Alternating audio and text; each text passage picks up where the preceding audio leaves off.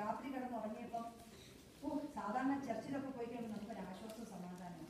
മനസ്സിൽ കൂടെ തീ കത്തുമോ, ദൈവമേ ഞാൻ എന്തോ പാവമാണ് ചെയ്ത്, എനിക്ക് എന്തോ മനസ്സിലാവുന്നില്ല. ഞങ്ങൾ ചർച്ചിൽ കൂടെ ഒരു സിസ്റ്ററിനെ വിളിക്കാൻ, സിസ്റ്റർ ഒന്ന് പ്രാർത്ഥിക്കട്ടെ, എനിക്ക് ഉറങ്ങാൻ പോലും പറ്റുന്നില്ല. ഭയങ്കരമായിട്ട് എൻ്റെ ഹൃദയത്തോട് ഞാൻ സംസാരിച്ചുകൊണ്ടിരിക്കുക. ഞാൻ ഹസ്ബൻഡിനോട് പറഞ്ഞു, ഇനി ഇവിടെ നിൽക്കാൻ എനിക്ക് പറ്റത്തില്ല, ഇനി ഇവിടെ നിന്ന് കഴിഞ്ഞാൽ ഇനി എന്തോ ആണെന്നറിയത്തില്ല. അത് കഴിഞ്ഞപ്പോഴത്തേക്ക് ദൈവാത്മാവ് വേറൊരു വാക്യം കാണിച്ച് ഇരമ്യാ പ്രവാചകന്റെ പുസ്തകം 28-19 വാക്യം നോക്കിയേ. ഇരമ്യാ 29-19 നോക്കിയേ.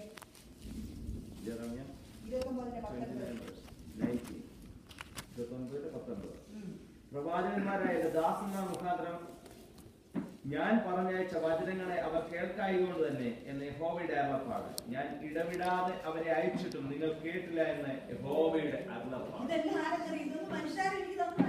ദൈവാത്മാവ് ഇങ്ങനെ എന്നോട് പറഞ്ഞുകൊണ്ടിരിക്കും, ഓരോ വാക്ക് ഇതിലെടുത്ത് അത് വായത് ഇങ്ങനെ കാണിച്ചോണ്ടിരിക്കും. എന്റെ ഹൃദയത്തിൽ ഞാൻ കർത്താവേ, ഇടവിടാതെ ദൈവത്തിന്റെ ദാസന്മാരെ അയച്ചിട്ട് നീ അത് കേൾക്കാൻ കൂട്ടാക്കുന്നില്ലല്ലയോ?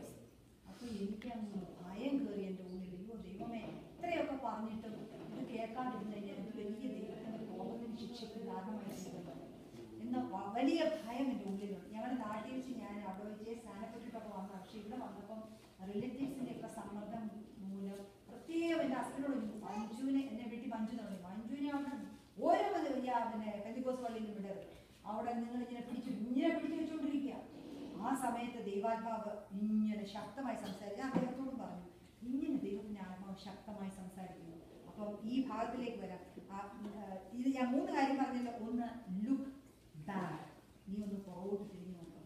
നമ്മൾ ഓരോരുത്തരും ദൈവം നിന്നെ എവിടുന്നാണ് നിന്നെ വെട്ടിയെടുത്തു പറഞ്ഞത്, ഏത് ഘനികർപ്പത്തിനാണ് ദൈവം നിന്നെ കുറിച്ചെടുത്ത് കൊണ്ടുവന്നത്. രണ്ടാമതായിട്ട് പെട്ടെന്ന് അവിടെ നിർത്താൻ പോവാം.